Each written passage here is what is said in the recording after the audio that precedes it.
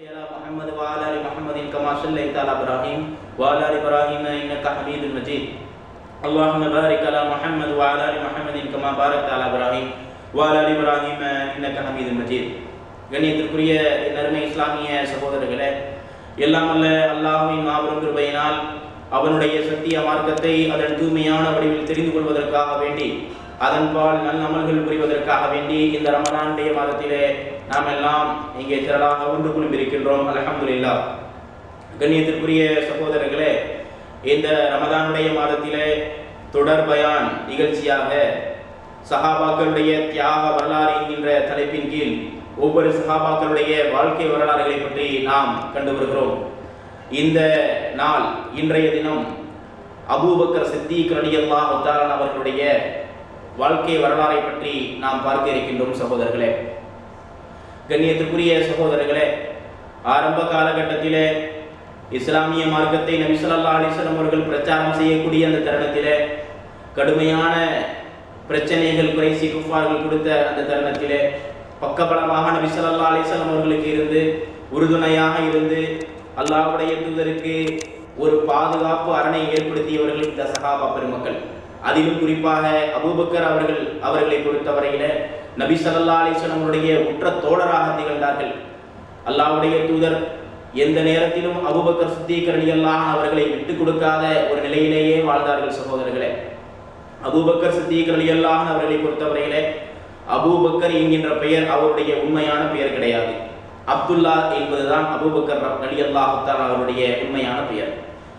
Bakr என்கின்ற வார்த்தை என்ன என்று சொன்னால், ஆயிஷா ரலியல்லாஹு அவர்கள் பிறந்தவுடன் பக்கர் என்கின்ற வார்த்தை அபூபக்கர் அவர்களுக்கு சூட்டப்பட்டது.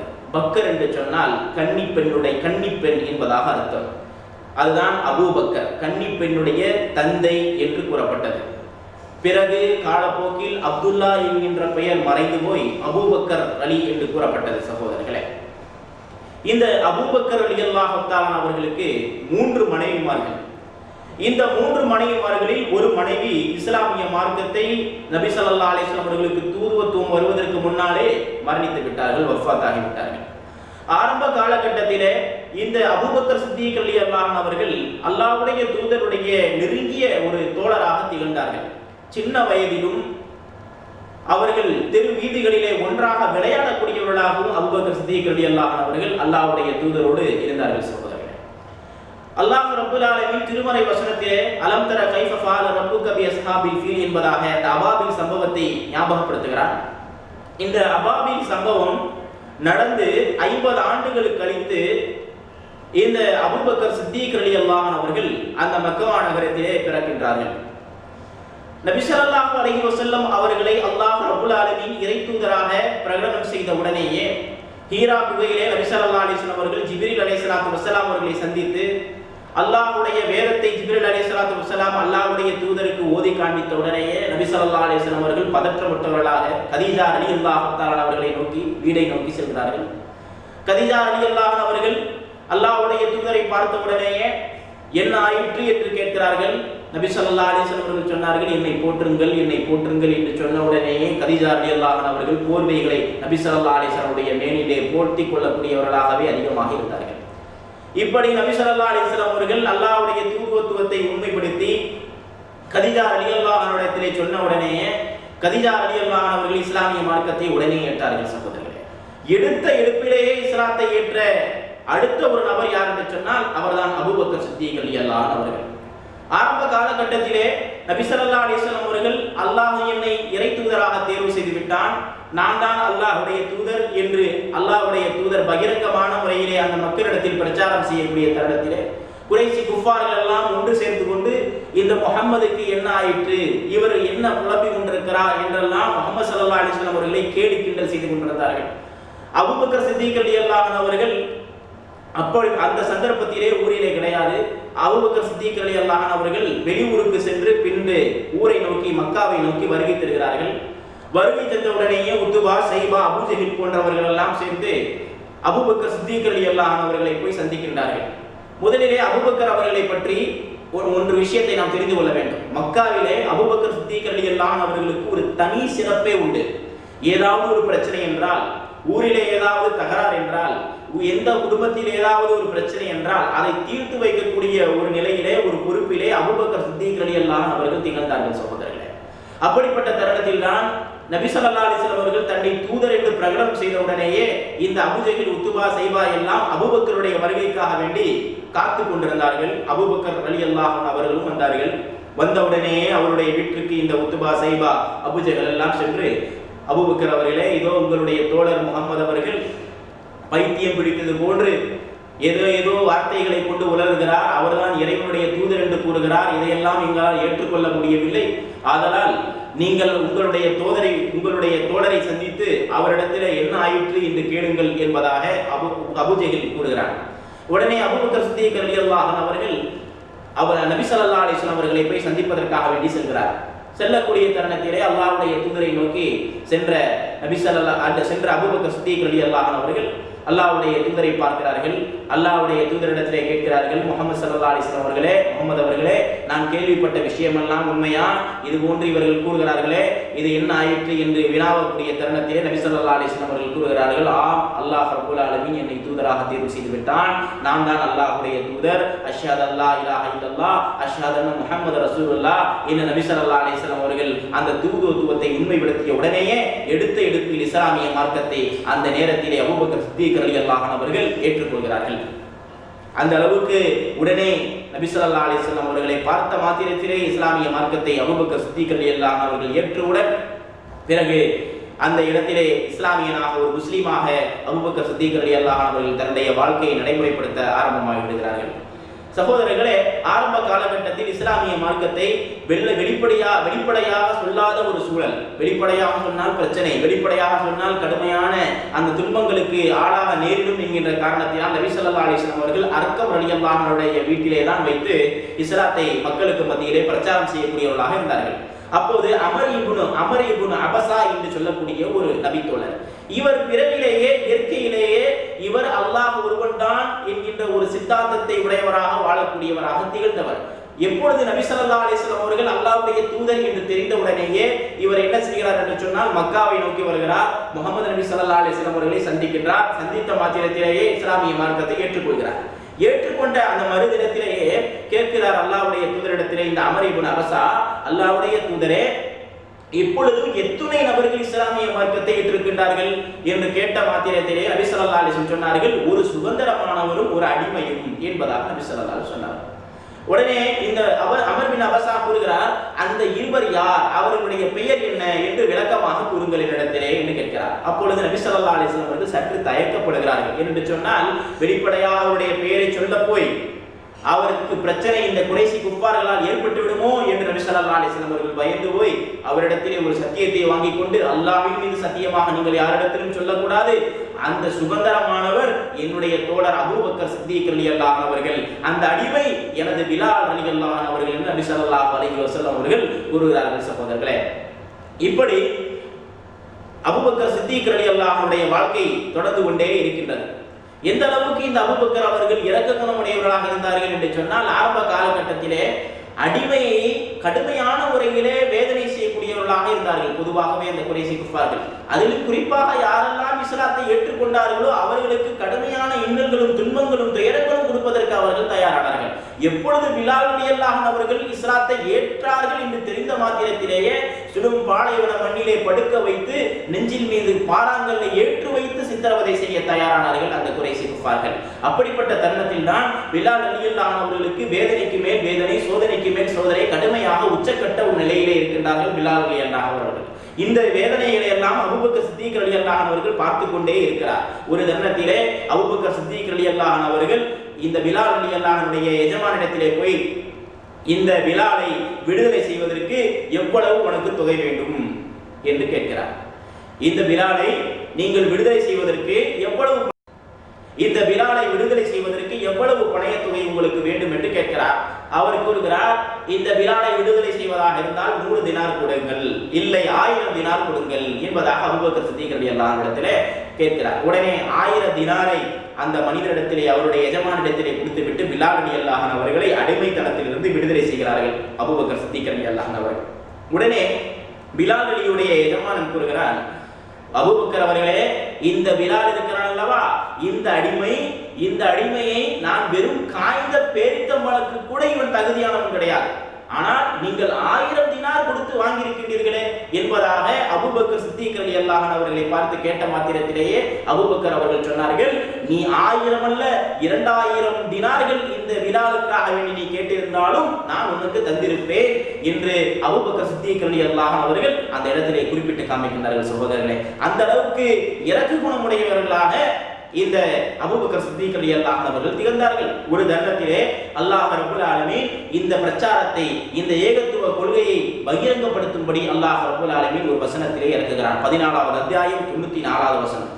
இந்த குர்ஆனுடைய வசனங்களை, இந்த இஸ்லாமிய போதனைகளை நீங்கள் பகிரங்கப்படுத்துங்கள், அந்த குறைசி குஃபாருடைய மக்களிடத்திலே எடுத்துச் சொல்லுங்கள் என்பதாக அல்லாஹ் ரப்பல் ஆலமீன் கட்டளையிட்ட மாத்திரத்திலேயே அபூபக்கர் சித்திக் ரலியல்லாஹு அன்ஹு அவர்களை அல்லாஹ்வுடைய தூதர் கூட்டிக் கொண்டு மக்காவுடைய வீதிகளிலே நடக்கிறார்கள். நடந்து போய் சொல்கிறார்கள், நான் தான் அல்லாஹ்வுடைய தூதர், அல்லாஹ் அஹத், அல்லாஹ் ஒருவன் தான், அல்லாஹ்வுடைய தூதர், நான் சாட்சியாக இருக்கின்றேன். எனவே இப்படிப்பட்ட தெய்வங்களை எல்லாம் நீங்கள் வணங்காதீர்கள், அல்லாஹ் ஒருவனையே நீங்கள் வணங்குங்கள், இந்த சிலைகளை எல்லாம் உடைத்தெறியுங்கள் என்று நபி ஸல்லல்லாஹு அலைஹி வஸல்லம் அவர்கள் கூறிய மாத்திரத்திலேயே அந்த குறைஷி குஃபார்களுக்கு கோபத்திலே கொதிச்செழுந்திருக்கிறார்கள். கொதித்து எழுந்து அபூபக்கர் ரலியல்லாஹு அன்ஹு அவர்களையும் நபி ஸல்லல்லாஹு அலைஹி வஸல்லம் அவர்களையும் தாக்க முற்படுகிறார்கள். தாக்கியும் விடுகிறார்கள். தாக்கினால் அபூபக்கர் ரலியல்லாஹு அன்ஹு அவர்கள் மூர்ச்சித்து கீழே விழுந்து விடுகிறார்கள். நபி ஸல்லல்லாஹு அலைஹி வஸல்லம் அவர்களும் மூர்ச்சித்து விழுந்து விடுகிறார்கள். உடனே அபூபக்கர் அவருடைய குடும்பம் இந்த செய்தியை கேள்விப்பட்டு அவர்கள் திரண்டு வந்து விடுகிறார்கள். ஒரு பக்கம் நபி ஸல்லல்லாஹு அலைஹி வஸல்லம் அவருடைய குடும்பம் இந்த செய்தியை கேள்விப்பட்டு அவர்களும் அவருடைய குடும்பத்தாரோடு திரண்டு வந்து விடுகிறார்கள். ஏனென்று சொன்னால் அபூபக்கர் ரலியல்லாஹு அன்ஹுடைய குடும்பம் மிகப்பெரிய ஒரு சிறப்பு வாய்ந்த குடும்பம், உயர்தரமான ஒரு குடும்பம். அந்த குறைஷிகளுடைய கூட்டத்திலே மிகவும் சிறப்பான ஒரு குடும்பமாக இருந்தது அபூபக்கர் ரலியல்லாஹு அன்ஹுடைய குடும்பம். மறுபக்கம் அல்லாஹ்வுடைய தூதருடைய குடும்பம், அவருடைய குடும்பம் சிறந்த குடும்பம். அதே போன்று கதீஜா ரலியல்லாஹு அன்ஹா அவர்களுடைய குடும்பம் மிகப்பெரிய ஒரு சிறப்பு வாய்ந்த குடும்பமாக இருந்தது. அங்கே அந்தஸ்து இருக்கக்கூடிய ஒரு குடும்பமாக இருந்தது. அதனால் அல்லாஹ்வுடைய தூதர் மீது கை வைப்பதற்கும் அபூபக்கர் ரலியல்லாஹு அன்ஹுடைய மீது கை வைப்பதற்கும் அந்த குறைஷி குஃபார்கள் கொஞ்சம் தயக்கப்பட்டு கொண்டுதான் இருந்தார்கள். இருந்த போதிலும் இந்த பிரச்சனை வந்த உடனேயே இரு குடும்பத்தார்களும் வந்து அந்த குறைஷி குஃபாரிடத்திலே கூறினார்கள், யாராவது இனிமேல் அபூபக்கருடைய மேலிலோ அல்லது முஹம்மது ஸல்லல்லாஹு அலைஹி வஸல்லம் இவருடைய மேலே கையை வைத்தால் கடுமையான விளைவுகளை சந்திக்க நேரிடும் என்பதாக எச்சரிக்கை செய்துவிட்டு அபூபக்கர் ரலியல்லாஹு அன்ஹு அவர்களையும் அல்லாஹ்வுடைய தூதரையும் அவர்கள் வீட்டுக்கு கூட்டிக்கிட்டு சென்று விடுகிறார்கள். அப்படி சென்று கொண்டிருக்கக்கூடிய தருணத்தில் அபூபக்கர் சித்திக் ரலியல்லாஹு அன்ஹு அவர்கள் மயக்கமாக இருந்த நிலையிலிருந்து விடுபட்டு எழுந்து பார்க்கிறார்கள். எழுந்து தன்னுடைய தாயுடைய அருகாமையிலே அபூபக்கர் சித்திக் ரலியல்லாஹு அன்ஹு அவர்கள் அமர்ந்திருக்கின்றார்கள். விழித்த உடனே அபூபக்கர் அவர்கள் கேட்ட கேள்வி என்ன? என்னுடைய தாயே முஹம்மது ஸல்லல்லாஹு அலைஹி வஸல்லம் அவர்கள் எப்படி இருக்கிறார்கள் என்கின்ற ஒரே கேள்விதான். உடனே அவருடைய தாய் பதறி போய் அபூபக்கர் சித்திக் ரலியல்லாஹு அன்ஹு அவர்களை பார்த்து சொன்னார்கள், அபூபக்கர் அவர்களே, என்னுடைய பாசத்தை விட இந்த முஹம்மது ஸல்லல்லாஹு அலைஹி வஸல்லம் அவர்கள் மீது அதிகமாக நீ பாசம் வைத்திருக்கின்றாயா என்பதாக கேள்வி கேட்டு அபூபக்கர் அவருடைய பாசத்தை பார்த்து வியந்து போயிருந்தார்கள். ஒரு தருணத்திலே நபி ஸல்லல்லாஹு அலைஹி வஸல்லம் அவர்களும் இந்த பக்கம் யோசனை செய்து கொண்டிருக்கிறார்கள். அபூபக்கர் அவர்களுக்கு என்ன ஆயிற்று என்று தெரியவில்லை என்கின்ற ஒரு கோணத்திலே அபூபக்கர் சித்திக் ரலியல்லாஹு அன்ஹு அவர்கள் தன்னுடைய தாயை கூட்டிக் கொண்டு நபி ஸல்லல்லாஹு அலைஹி வஸல்லம் அவர்களை சந்திப்பதற்காக வேண்டி வருகிறார். வரக்கூடிய அந்த வழியிலே அபூபக்கர் அவர்கள் சிரித்துக் கொண்டே வருகிறார். இதை தூரத்திலிருந்து நபி ஸல்லல்லாஹு அலைஹி வஸல்லம் அவர்கள் பார்த்து கொண்டே இருக்கிறார்கள். இவர் கடுமையாக பாதிக்கப்பட்டிருந்தாரே, கடுமையான அடி உதைக்கு ஆளாக்கப்பட்டிருந்தாரே, ஆனால் இப்படி சிரித்துக் கொண்டு வருகிறார் அல்லவா இந்த அபூபக்கர், என்ன ஆயிற்று என்பதாக நபி ஸல்லல்லாஹு அலைஹி வஸல்லம் அவர்கள் சிந்தனை செய்து கொண்டிருக்கக்கூடிய தருணத்திலே அபூபக்கர் ரலியல்லாஹு அன்ஹு அவர்கள் வந்து அல்லாஹ்வுடைய தூதரோடு வந்து அமர்கிறார். அல்லாஹ்வுடைய தூதரிடத்திலே கூறுகிறார், அல்லாஹ்வுடைய தூதரே, நான் இப்பொழுது மிகவும் சந்தோஷமாக இருக்கின்றேன். ஏனென்றால் என்னுடைய தாய் இன்றைக்கு இஸ்லாமிய மார்க்கத்தை ஏற்றுக்கொண்டு விட்டார்கள், இஸ்லாத்தை ஏற்பதற்கு தயாராகி விட்டார்கள். அதனால் அவரிடத்திலே நீங்கள் திருக்கலிமாவை சொல்லி அவர்களுக்கு இஸ்லாத்தை அவர்களுக்கு கற்றுக் கொடுங்கள் என்று நபி ஸல்லல்லாஹு அலைஹி வஸல்லம் அவரிடத்திலே அபூபக்கர் சித்திக் ரலியல்லாஹு அன்ஹு அவர்கள் கூறுகிறார்கள். சகோதரர்களே, அந்த அளவுக்கு நபி ஸல்லல்லாஹு அலைஹி வஸல்லம் அவர்கள் மீது பாசம் வைக்கக்கூடியவர்களாக அபூபக்கர் சித்திக் ரலியல்லாஹு அன்ஹு அவர்கள் திகழ்ந்தார்கள் என்பதை நாம் பார்க்க முடிகிறது. அது மாத்திரமல்ல, எந்த அளவுக்கு என்று சொன்னால் ஒரு தருணத்திலே அபூபக்கர் சித்திக் ரலியல்லாஹு அன்ஹு அவர்களுக்கும் உமர் ரலியல்லாஹு அன்ஹு அவர்களுக்கும் ஒரு சின்ன சச்சரவு, சின்ன சண்டை. இந்த சண்டையிலே இருவருக்கும் கோபம் அடைகிறது. கோபம் வந்த தருணத்திலே அபூபக்கர் அவர்கள் ஒரு வார்த்தை பேசி விடுகிறார்கள் உமர் ரலியல்லாஹு அன்ஹு அவர்களை பார்த்து. உமர் அவர்களும் பதிலுக்கு பேசி விடுகிறார்கள். உடனே அபூபக்கர் ரலியல்லாஹு அன்ஹு அவர்கள் சற்று இறங்கி வந்து உமர் ரலியல்லாஹு அன்ஹு அவர்களை பார்த்து, என்னை அல்லாஹ்வுக்காக வேண்டி மன்னித்து விடுங்கள், என் மீது கோபம் கொள்ளாதீர்கள் என்பதாக இறங்கி வருகிறார்கள்.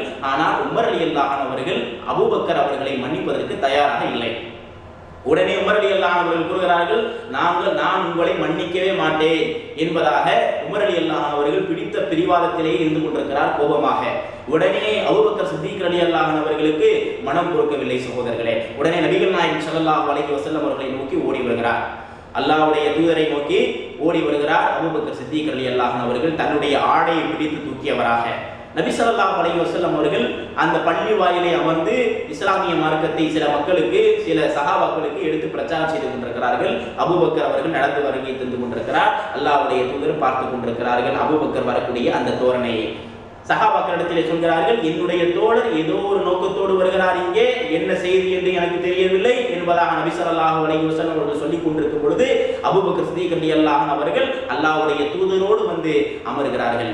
நெருக்கமாக கூறுகிறார் அபூபக்கர் சித்திக் ரலியல்லாஹு அன்ஹு அவர்கள், அல்லாஹ்வுடைய தூதரே, இதோ எனக்கும் உமர் அவர்களுக்கும் சின்ன சண்டை சச்சரவாக இருந்தது.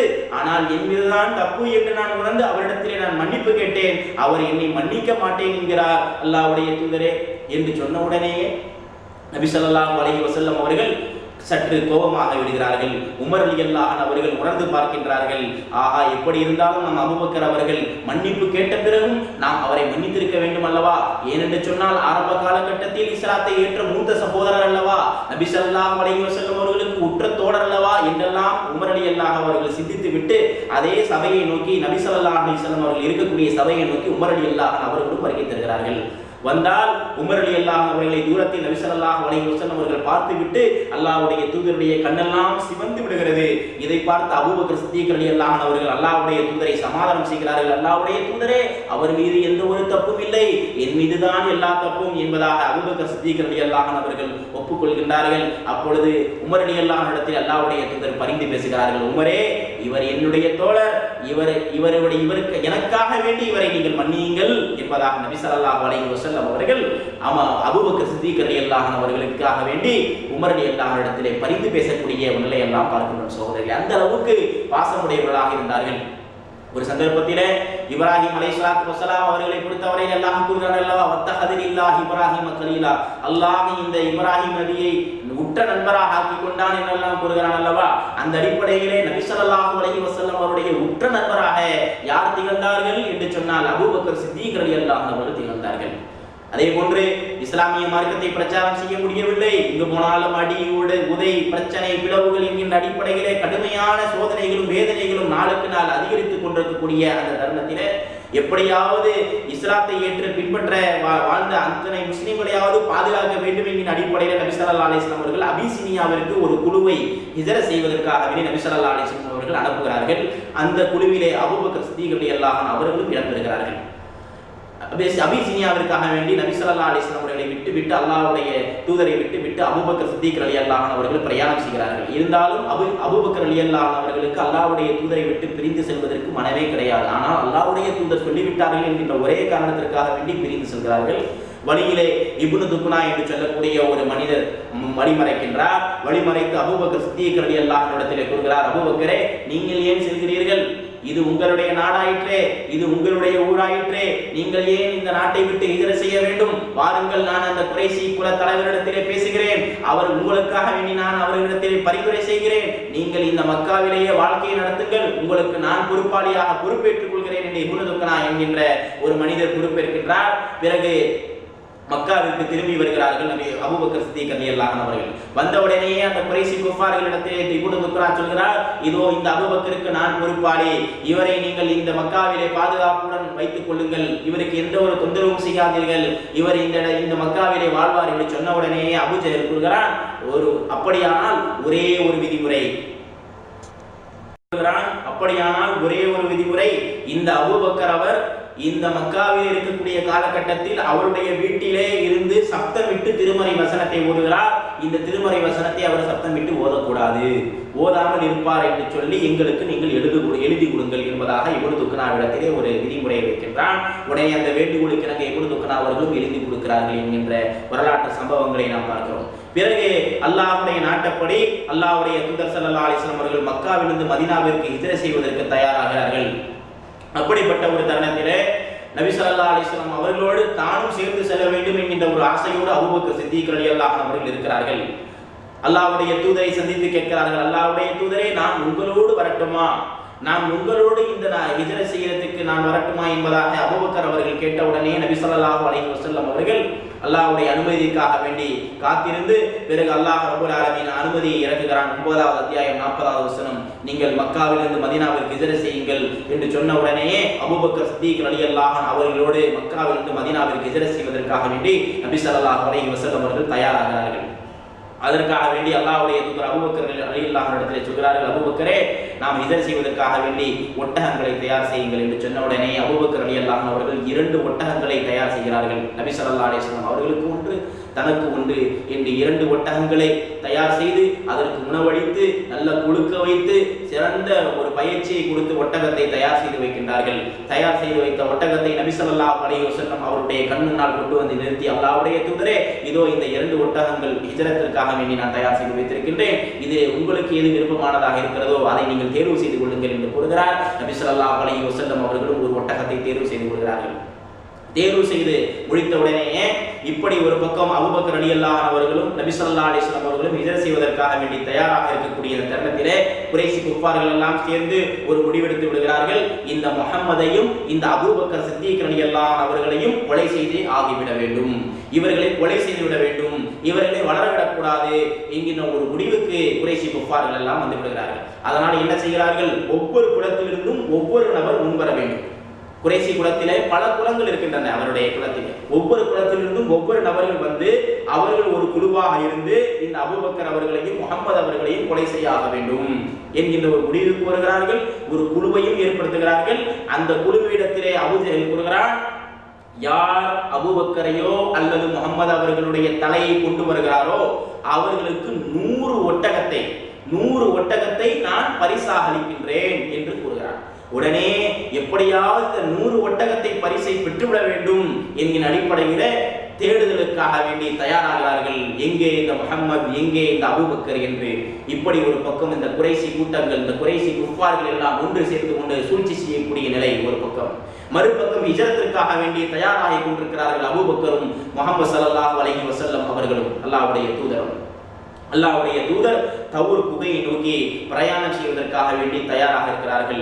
அலி ரலியல்லாஹு அன்ஹு அவர்களை அழைத்து தன்னுடைய வீட்டிலே போய் உறங்க சொல்லிவிட்டு நபி ஸல்லல்லாஹு அலைஹி வஸல்லம் அவர்கள் தன்னுடைய வீட்டிலே அவர்களை உறங்க வைத்துவிட்டு அபூபக்கர் சித்திக் ரலியல்லாஹு அன்ஹு அவர்களோடு ஹிஜ்ரத் செய்வதற்காக வேண்டி தயாராகி ஒட்டகத்திலே பிரயாணம் மேற்கொள்கிறார்கள்.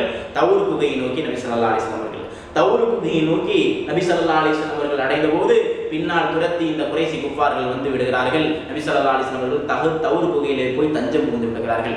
தஞ்சம் புகுந்த உடனேயே குறைஷி குஃபார்கள் எல்லாம் சுற்றி வளைத்து விடுகிறார்கள். சுற்றி வளைத்த மாத்திரத்திலேயே நபி ஸல்லல்லாஹு அலைஹி வஸல்லம் அவர்களும் அபூபக்கர் சித்திக் ரலியல்லாஹு அன்ஹு அவர்களும் அந்த தௌர் குகையுடைய அடி பகுதியிலே இருந்து கொண்டிருக்கிறார்கள். அபூபக்கர் சித்திக் ரலியல்லாஹு அன்ஹு அவர்கள் மேலே பார்க்கிறார்கள். அந்த குறைஷி குஃபார்களுடைய கால் பாதங்கள் எல்லாம் தெரிந்து கொண்டிருக்கிறது. உடனே அபூபக்கர் ரலியல்லாஹு அன்ஹு அவர்கள் கூறுகிறார்கள், அல்லாஹ்வுடைய தூதரே, இந்த குறைஷி குஃபார்கள், இந்த கூட்டத்தில் இருக்கக்கூடியவர்கள் தன்னுடைய கால்களை அவர்கள் குனிந்து பார்த்தால் நம்மை அவர்கள் எளிதில் அடையாளம் கண்டுக் கொள்வார்கள் என்பதாக ஒரு அச்சமுற்றவர்களாக அபூபக்கர் சித்திக் ரலியல்லாஹு அன்ஹு அவர்கள் அங்கே இருக்கிறார்கள். உடனே அபூபக்கர் அவர்கள் கூறுகிறார்கள், அல்லாஹ்வுடைய தூதரே, எனக்கு என்னவானாலும் பரவாயில்லை, ஆனால் அவர்கள் உங்களை ஏதாவது செய்து விடுவார்கள் என்று நான் பயப்படுகிறேன் என்று அபூபக்கர் அவர்கள் அல்லாஹ்வுடைய தூதரை அந்த அளவுக்கு நேசத்துக்கு உரியவர்களாக இருந்தார்கள் என்பதை நாம் பார்க்கிறோம். உடனே அல்லாஹ் ரப்பல் ஆலமீனுடைய உதவியை கொண்டு நபி ஸல்லல்லாஹு அலைஹி வஸல்லம் அவர்கள் சொன்னார்கள், அபூபக்கர் அவர்களே, நீங்கள் பயப்படாதீர்கள், அச்சம் கொள்ளாதீர்கள், நம் இருவரோடு சேர்ந்து அல்லாஹ்வும் நம்மோடு இருக்கின்றான் என்று சொல்லி நபி ஸல்லல்லாஹு அலைஹி வஸல்லம் அவர்கள் அபூபக்கர் ரலியல்லாஹு அன்ஹு அவர்களுக்கு ஆறுதல் கூறுகிறார்கள். சகோதரர்களே, இப்படி நபி ஸல்லல்லாஹு அலைஹி வஸல்லம் அவர்களோடு மக்காவிலிருந்து மதீனாவிற்கு ஹிஜ்ர செய்வதற்கு மிகவும் உறுதுணையாக இருந்தார்கள் அபூபக்கர் சித்தீக் ரலியல்லாஹு தஆலா அவர்கள். ஒரு தருணத்திலே நபி ஸல்லல்லாஹு அலைஹி வஸல்லம் அவர்கள் உஹது மலையிலே ஏறி அமர்ந்திருக்கின்றார்கள். சகோதரர்களே, உஹது மலையிலே ஏறி அமர்ந்திருக்கும் பொழுது நபி ஸல்லல்லாஹு அலைஹி வஸல்லம் அவர்கள் இருந்த இடத்தை பார்த்துவிட்டு அபூபக்கர் சித்தீக் ரலியல்லாஹு அன்ஹு அவர்களும் அல்லாஹ்வுடைய தூதர் இருக்கக்கூடிய இருக்கைக்கு பக்கத்தில் போய் அமர்ந்து விடுகிறார்கள். அமர்ந்த மாத்திரத்திலேயே உஹது மலை சற்று அசைகின்றது. அசைத்த மாத்திரத்திலேயே நபி ஸல்லல்லாஹு அலைஹி வஸல்லம் அவர்கள் சொல்கிறார்கள், ஓ உஹது மலையை கேட்டுக்கொள், உன் மீது ஒரு இறை தூதரும் ஒரு சித்தீக்கும் அமர்ந்திருக்கின்றார்கள் என்று நபி ஸல்லல்லாஹு அலைஹி வஸல்லம் அவர்கள் கூறுகிறார்கள். நபி ஸல்லல்லாஹு அலைஹி வஸல்லம் அவர்கள் கூறுகின்றார்கள். உடனே அந்த அசைவு சற்று குறைகிறது. நபி ஸல்லல்லாஹு அலைஹி வஸல்லம் அவர்களும் அபூபக்கர் சித்தீக் ரலியல்லாஹு அன்ஹு அவர்களும் அமர்ந்திருக்கக்கூடிய அந்த நிலையை பார்த்து உமர் ரலியல்லாஹு அன்ஹு அவர்களும் என்ன செய்கிறார்கள், அந்த உஹது மலையிலே வந்து அமர்கிறார்கள். உஹது மலையிலே உமர் ரலியல்லாஹு அன்ஹு அவர்கள் அமர்ந்த உடனேயே மேலும் அந்த உஹது மலை சற்று அசைகிறது. அசைந்த மாத்திரத்திலேயே நபி ஸல்லல்லாஹு அலைஹி வஸல்லம் அவர்கள் சொன்னார்கள், உன் மீது ஒரு இறை தூதர், ஒரு சித்தீக், ஒரு ஷஹீத் அமர்ந்திருக்கின்றார் என்று நபிகள் நாயகம் ஸல்லல்லாஹு அலைஹி வஸல்லம் குறிப்பிட்டார்கள்.